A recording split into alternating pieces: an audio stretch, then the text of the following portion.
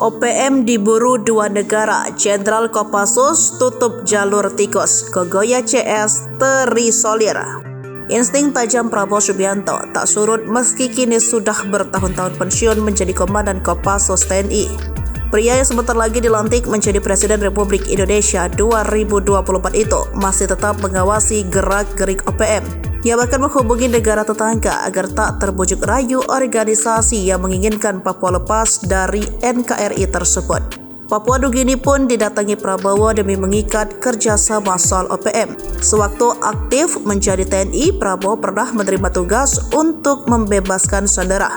Ia lantas menugaskan dua anggotanya untuk membebaskan sandera dalam misi operasi Bopenduma. Kala itu utusan Prabowo berhasil menuntaskan misi tanpa pertumpahan darah maupun baku tembak.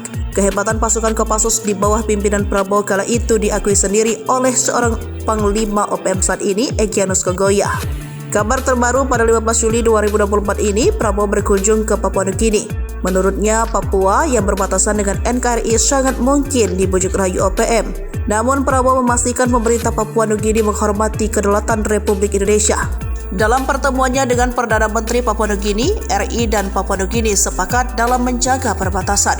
Prabowo menyebut kedua negara terus bertekad mempertahankan hubungan baik itu.